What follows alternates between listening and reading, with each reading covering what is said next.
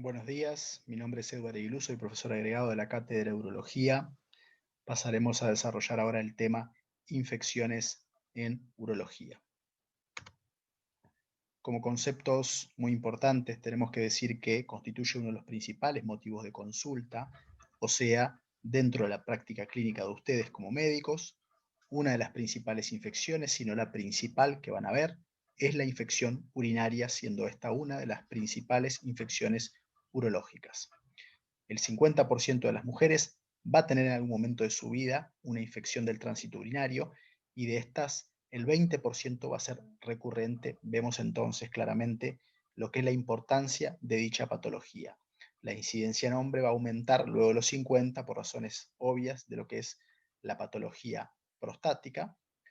También tenemos preocupación desde el punto de vista urológico porque muchos de nuestros procedimientos que son invasivos en la vía urinaria terminan generando una infección del tránsito urinario y obviamente terminamos como consecuencia desarrollando un alto costo sanitario y un elevado porcentaje de error terapéutico, y en ese punto queremos hacer especial hincapié. Vamos a tratar de dejar conceptos a lo largo de esta charla para tratar de minimizar la cantidad de errores que vemos a lo largo de nuestra práctica clínica de lo que es el tratamiento, el abordaje de estas infecciones. Uno de los primeros conceptos y de los más importantes de esta charla que queremos dejar es que no es lo mismo una bacteriuria asintomática que una infección urinaria.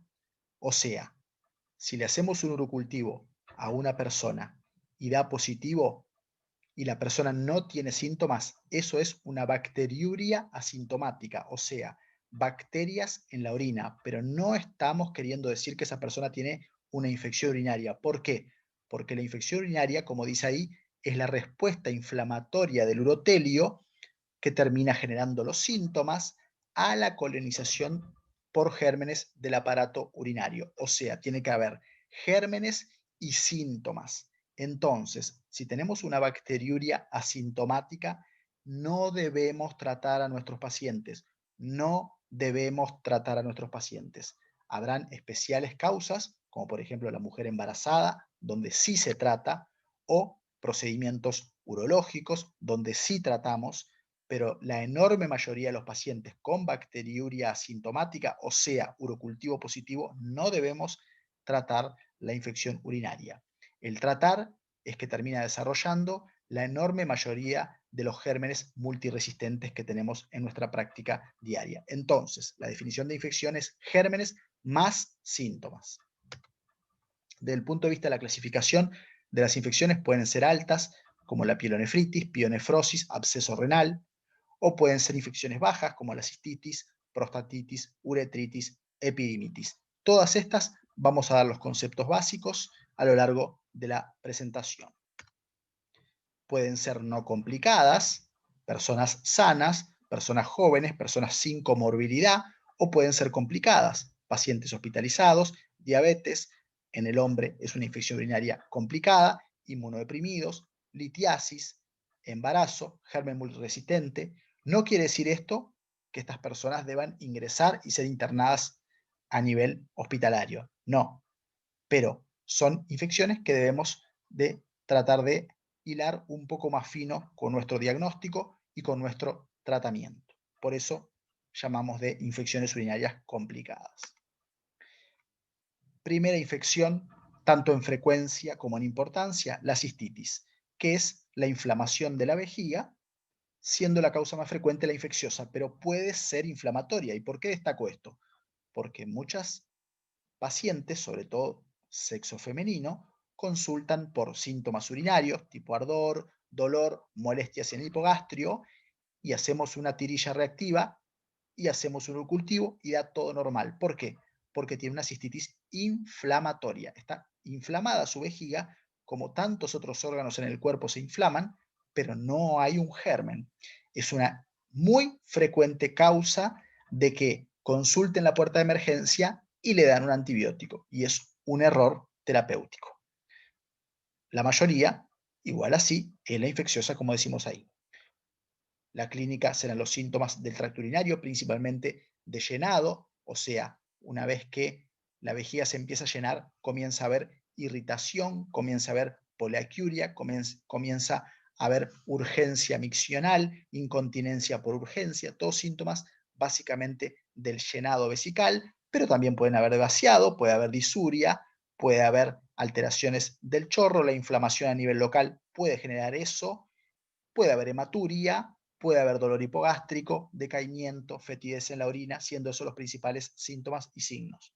La tirilla reactiva con los nitritos positivos es el hallazgo más sensible, como ustedes saben bien, el nitrito es producto de la bacteria, por lo cual es el hallazgo más sensible. Vamos a ver muchas veces, por ejemplo, esterasa leucocitaria positiva, y la esterasa es producto del leucocito, y el leucocito es una célula inflamatoria, entonces podemos estar frente a una inflamación de la vejiga, una cistitis inflamatoria, no una infección.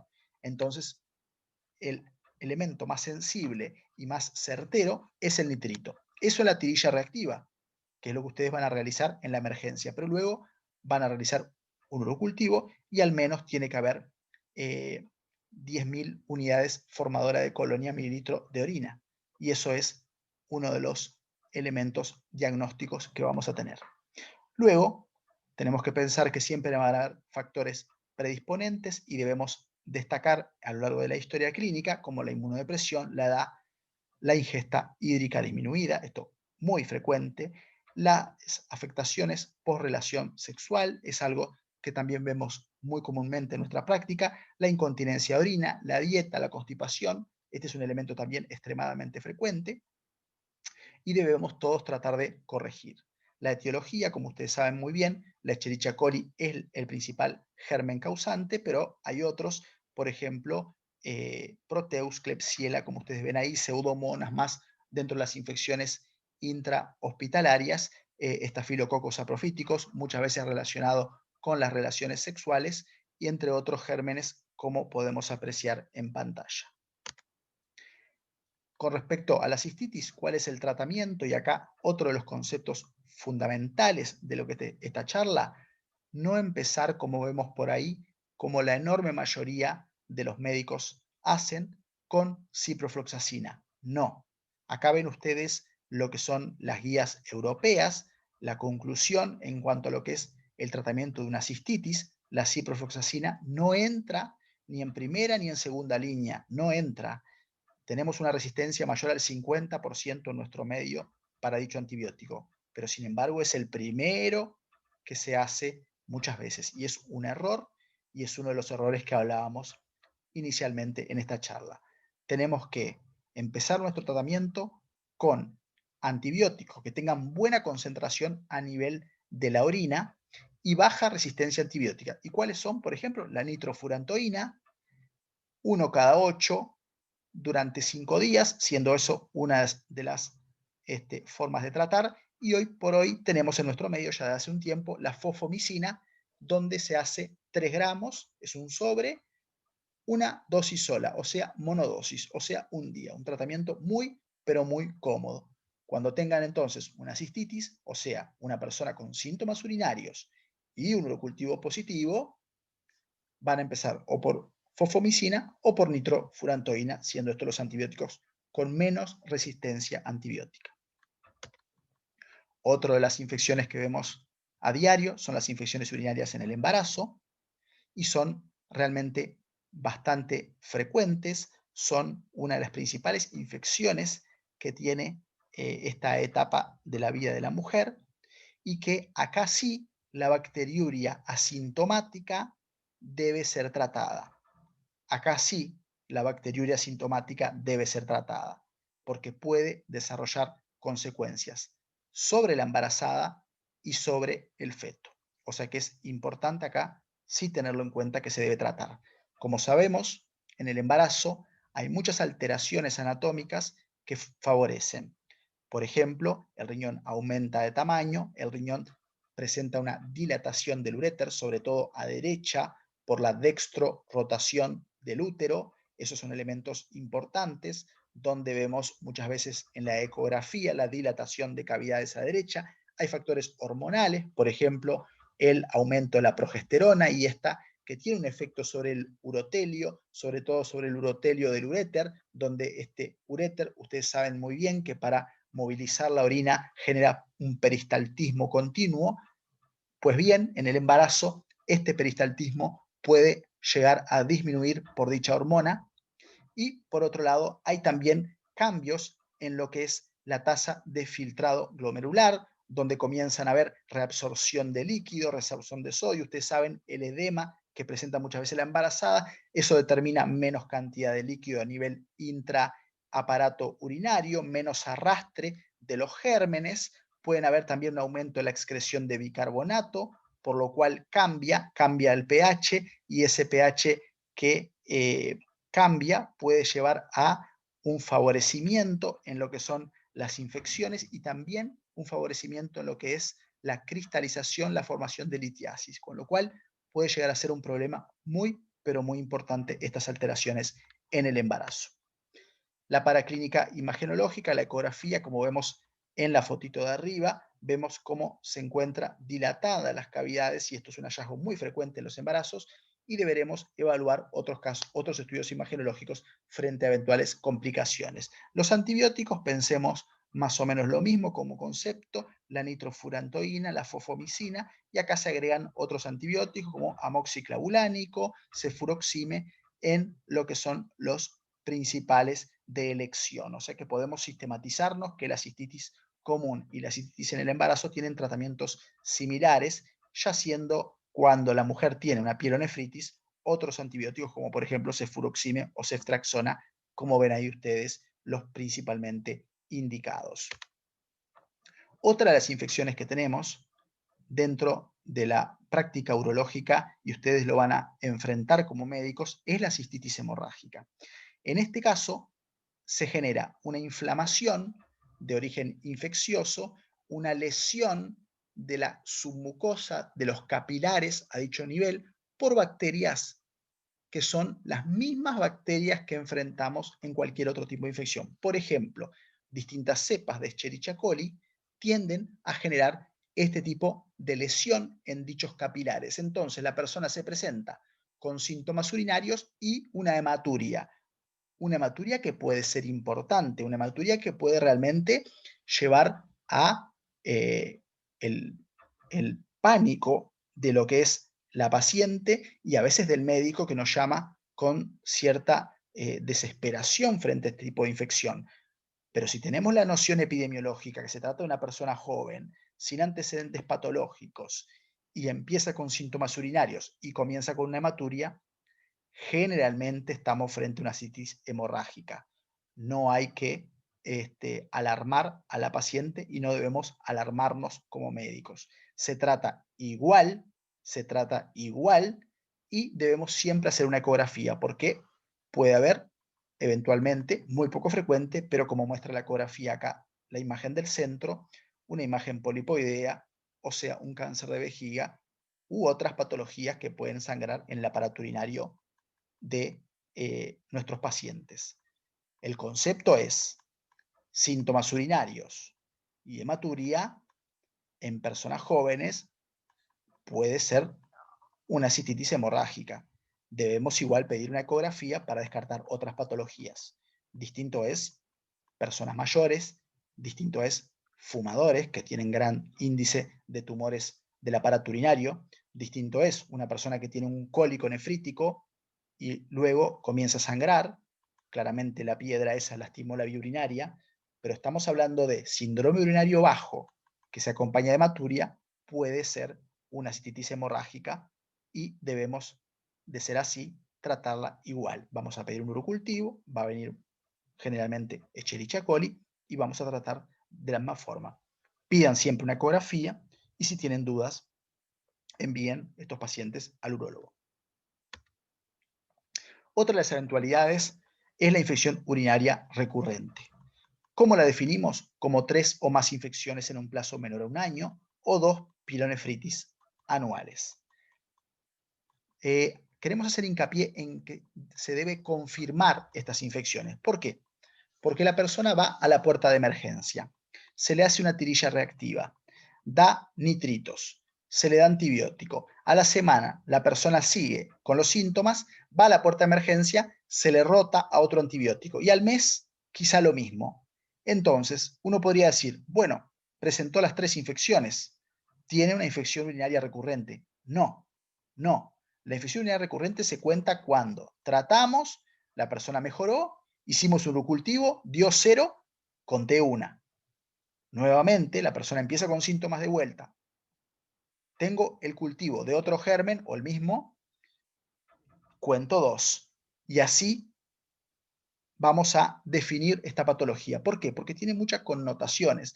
Es una persona que entra con el rótulo de que tiene infecciones urinarias recurrentes, que entra en una batería importante de estudios, sin embargo, fue mal hecho el diagnóstico. La infección urinaria recurrente es 3 o más infecciones en el año y deben ser correctamente diagnosticadas y contadas estas infecciones. ¿Tá? Por eso ponemos ahí, no contar las persistencias, porque la enorme mayoría de las veces tenemos personas que llegan a nuestra policlínica que tuvieron episodios durante el último mes de lo que podría ser una infección urinaria y como fueron 3 o 4 veces durante el mes, ya se cuenta como una infección urinaria recurrente y eso no es así. Debemos evaluar las causas predisponentes y acá vamos a ver muchas veces la baja ingesta hídrica, el hábito retencionista, o sea, muchas veces, y esto sobre todo en la mujer, por sus distintos quehaceres, por sus distintas actividades o por en su trabajo no sentirse cómodos, cómodas con ir al baño o en facultad o por tener hijos chicos, sino estar sin tiempo adecuado o ir dejando, la mujer comienza a tener un hábito retencionista que genera una gran dilatación de su vejiga, que se va acostumbrando a ese volumen y la mujer orina cada 6 u 8 horas y eso realmente tiene consecuencias muy negativas en el presente por las infecciones y en el futuro por la incontinencia de orina. Los descuidos en las relaciones sexuales, siempre tener cuidado con lo que son los roces anales y luego vaginales, eso es un factor predisponente para las infecciones, o la micción post relación sexual, eso es otro de los elementos básicos que debe ser tenido en cuenta. El cambio de pareja sexual también vemos muchas veces asociado esto a la infección urinaria recurrente, la constipación, como decíamos hoy, las personas que son secas de vientre, vemos cómo aumenta y mucho el número de infecciones que presenta y el déficit de estrógeno fundamentalmente en la mujer posmenopáusica, donde sabemos los estrógenos son parte importante de lo que es el trofismo, las defensas, el trofismo de la piel a ese nivel, las defensas, los cambios de pH, todo se debe, la disminución de los lactobacilos, todo eso se debe a una disminución de los estrógenos y favorecer las infecciones urinarias. Obviamente debemos analizar el resto de las comorbilidades, fundamentalmente en los pacientes con infecciones urinarias recurrentes y las alteraciones anatómicas sobre el aparato urinario. En la infección urinaria recurrente, ¿cuáles van a ser nuestros consejos? Bueno, la ingesta de líquidos, aumentar un poco si la persona tiene una ingesta disminuida, la micción frecuente y de forma reglada, decirle que por lo menos cada 3 horas tienen que ir al baño, la micción poscoital, corregir la constipación, evitar el bidet y la higiene excesiva. El bidet puede arrastrar gérmenes desde el margen anal a la vía urinaria y la higiene excesiva también porque altera el pH, puede alterar entonces propiedades de defensa que tiene la mujer a dicho nivel. El reemplazo estrogénico en la mujer posmenopáusica se puede hacer muchas veces de forma tópica, hay distintas cremas. La ingesta de arándano rojo, también hay algo de evidencia en cuanto a su beneficio, la vitamina C, los probióticos, el uso de vacunas. Hay algunas vacunas que no son vacunas de forma inyectable, sino que son vacunas orales, o sea, comprimidos, que tienden a tener cierto beneficio, y la profilaxis antimicrobiana, ya sea a dosis continua o postcoital, son los elementos entonces a tener en cuenta en el tratamiento de la infección urinaria recurrente. En cuanto a la prostatitis aguda, otra de las infecciones entonces, bueno, tenemos que tener los conceptos que se presentan muchas veces con un dolor en la región penoescrotal, un dolor perineal, un dolor suprapúbico, un malestar a dicho nivel, síntomas irritativos y obstructivos, o sea, alteraciones del chorro urinario, fiebre y pueden también determinar su máxima expresión, que es la retención aguda de orina con fiebre. Frente a estos hallazgos, debemos sospechar entonces la prostatitis aguda. La paraclínica, muchas veces van a leer por ahí o van a ver en la práctica diaria que algunos médicos piden el PSA como elemento de inflamación de la próstata. Creemos que no tiene sentido pedir dicha sustancia, que solamente genera una confusión muy importante porque va a estar elevada en una enorme mayoría de las veces y eso va a generar una aprehensión muy importante al paciente y también al médico, que luego deberá seguir esta sustancia de forma minuciosa, detallada, para descartar el cáncer de próstata y vamos a generar una confusión. El cuadro clínico es bastante claro con estos síntomas que hablábamos. El urocultivo y el examen de orina nos van a ayudar, eventualmente pedir rutinas, porque acá estamos hablando ya de una infección que compromete un parénquima, que es la próstata, entonces podemos tener movimientos en base a distintas sustancias, como por ejemplo podemos tener una leucocitosis muy importante u otras afectaciones, y a veces tenemos que evaluar estas rutinas para ver si estamos frente a una prostatitis complicada que debe requerir internación y también solicitaremos una ecografía para ver cuál es el estatus miccional, si la persona está pudiendo vaciar, está pudiendo orinar correctamente. Vean ahí ustedes lo que es la elevación del PSA que puede ocurrir luego de una prostatitis, ¿no? Hasta 10 veces su valor normal, habiendo otras causas ahí nombradas de distintas posibilidades de elevación del PSA.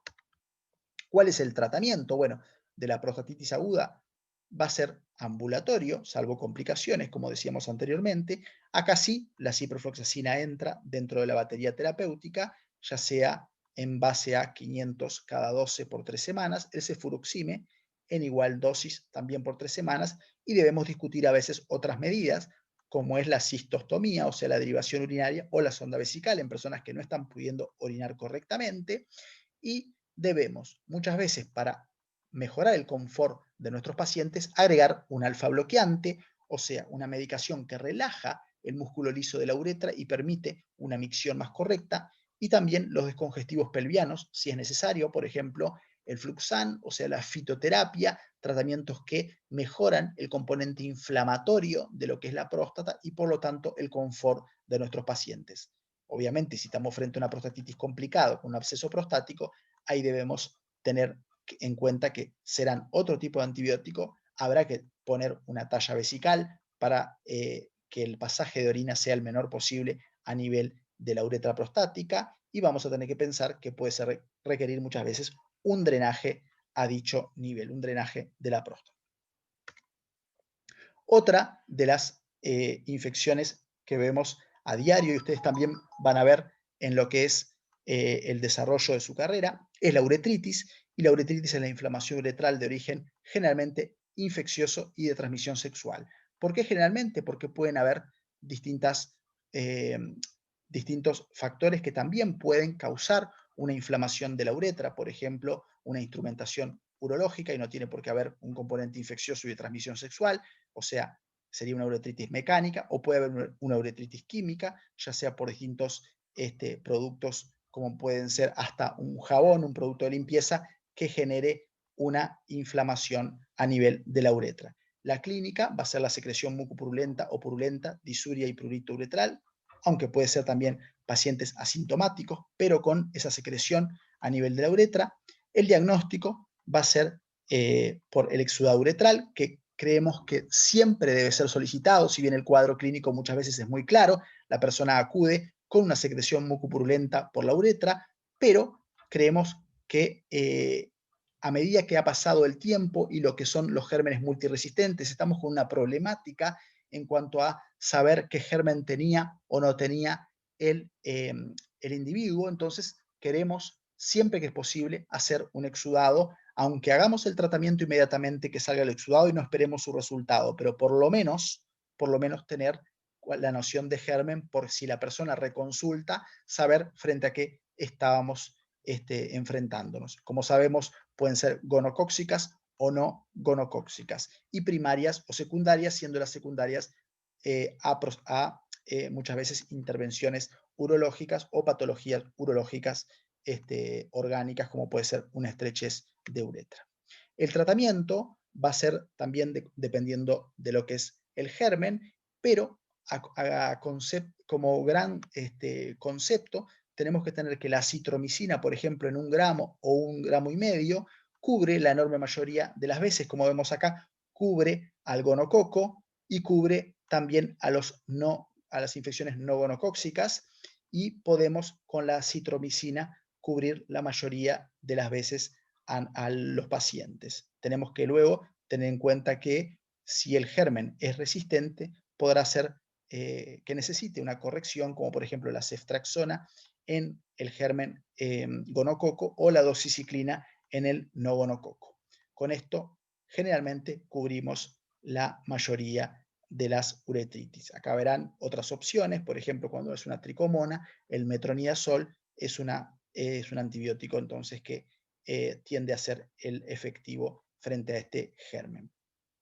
Debemos también tener en cuenta que estas personas tienen un riesgo aumentado de tener otro tipo de infección de transmisión sexual, por lo cual debe ser estudiado las otras que ustedes muy bien conocen. Otra de las patologías muy importantes es la orquiepididimitis, o sea, la inflamación del epididimo y del testículo. Sabemos que mucho más frecuente es una epididimitis, como vemos acá en la foto de arriba, vemos cómo solamente está inflamado el epididimo, y esta es la afección más frecuente. La mayoría van a ser bacterianas.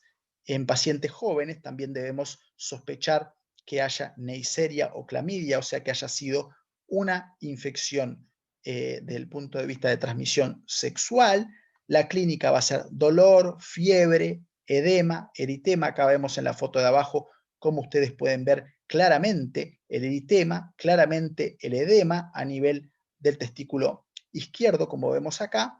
Y el examen físico generalmente, además de poder ver nosotros estas características a nivel del escroto, la palpación permite ver cómo el epididimo está inflamado. El epididimo es una estructura sencilla de palpar, y van a poder darse cuenta entonces que esto es una epididimitis. El testículo se encuentra en bolsa, no es una torsión donde el testículo asciende. Ese es uno de los diagnósticos diferenciales.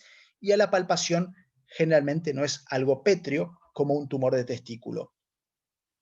Pero también, como ponemos acá, ojo, debemos hacer hincapié siempre en que puede haber un tumor de testículo que se presenta con una máscara inflamatoria, entonces nos lleva a la confusión. Si hay una duda al respecto, solicitar la ecografía.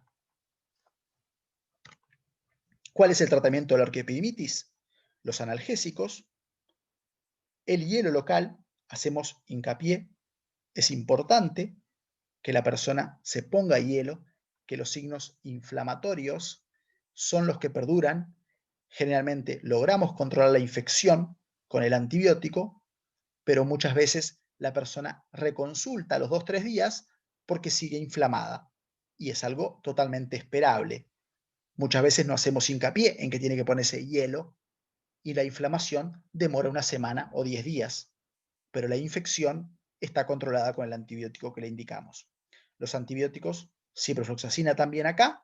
Recuerden que son infecciones donde tiene que haber una alta concentración en el parénquima, diferente a la cistitis que hablábamos anteriormente, donde la concentración tiene que estar en la orina. Acá en el parénquima, igual que en la prostatitis, la ciprofloxacina es uno de los antibióticos recomendados. La levofloxacina, recuerden también, tratamientos un poco más prolongados, 2 a 3 semanas. En la cistitis son 5 días o 1 día, en lo que se trataba de la fofomicina. El cefuroxime, cuando muchas veces podemos sospechar que puede haber cierta resistencia antibiótica, preferimos cefuroxime.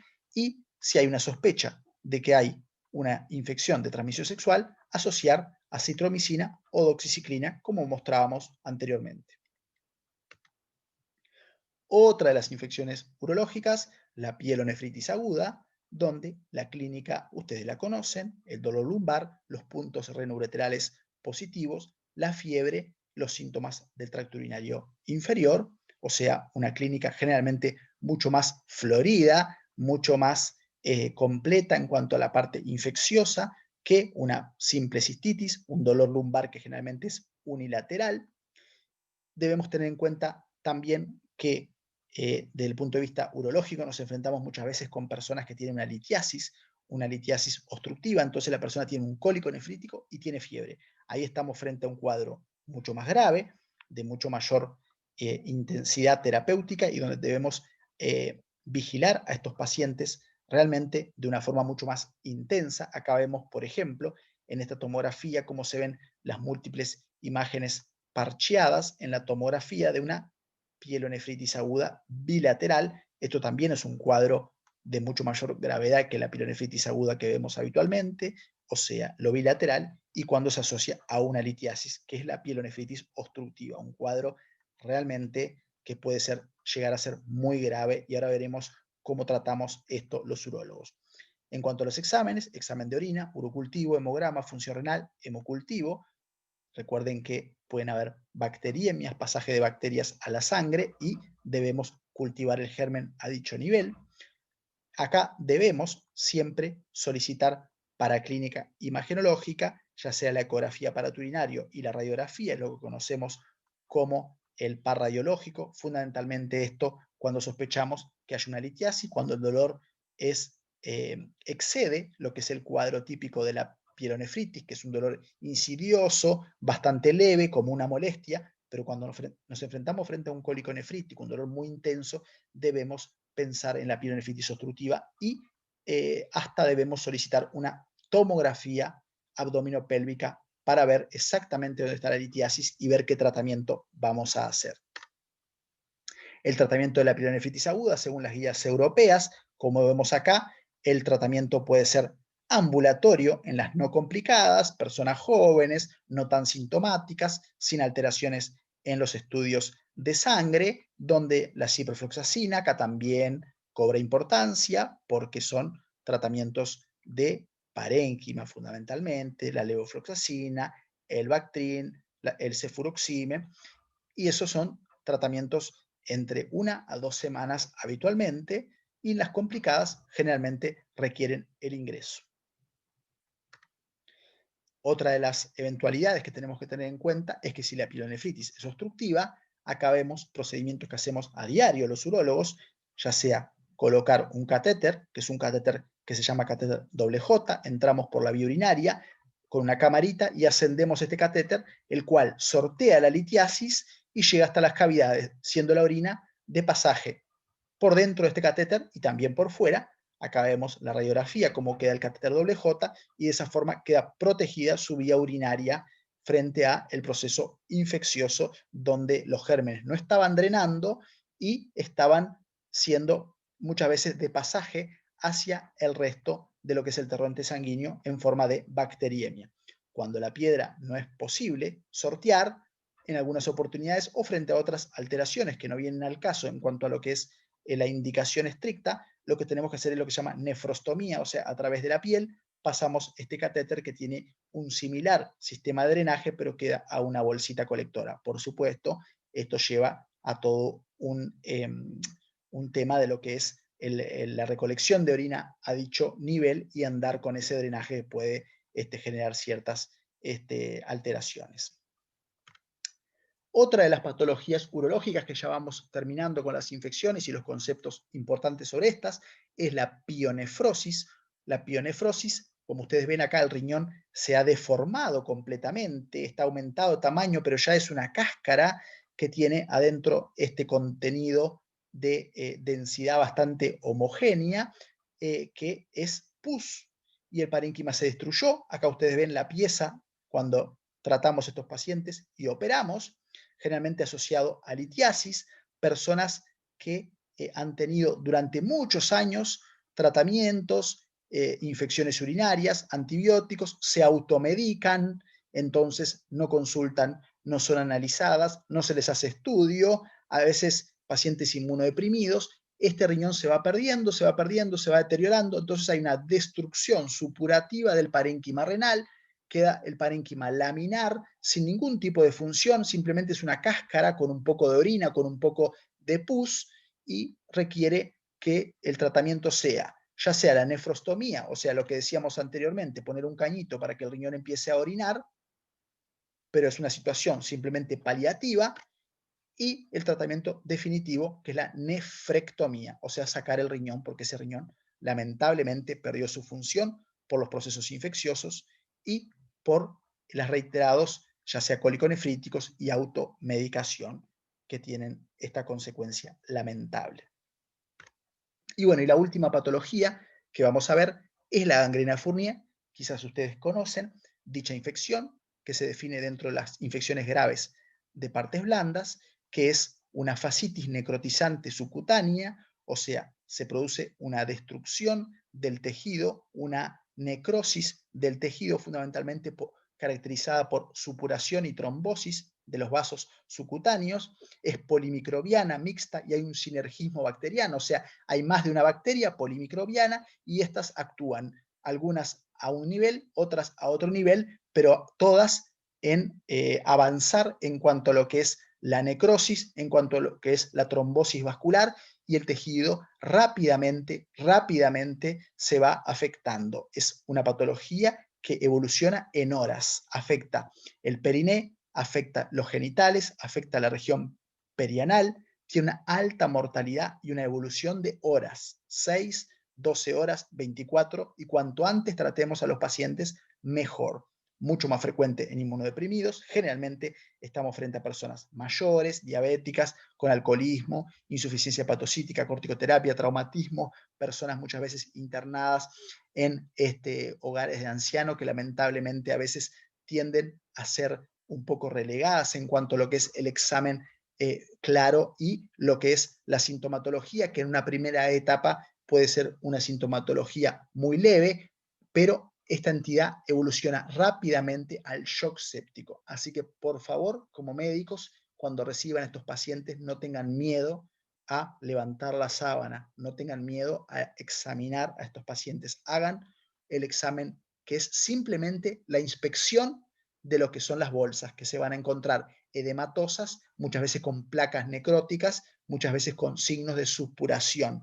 Pero personas que vienen en esas condiciones, con muchas comorbilidades, con un cuadro infeccioso florido, y no se le encuentra el foco, muchas veces nos encontramos los urólogos que pasaron estos pacientes 12 horas en la emergencia, nadie los examinó, y cuando venimos tienen una gangrena de Fournier evolucionada, lo cual lleva a un tratamiento radical y muy, pero muy intenso. Va a estar a cargo de un equipo multidisciplinario, es una emergencia urológica y va a requerir un soporte vital muy importante, un desbridamiento quirúrgico de emergencia y extenso. Vean lo mutilante que es esta cirugía que realizamos con una frecuencia bastante elevada, bastante elevada.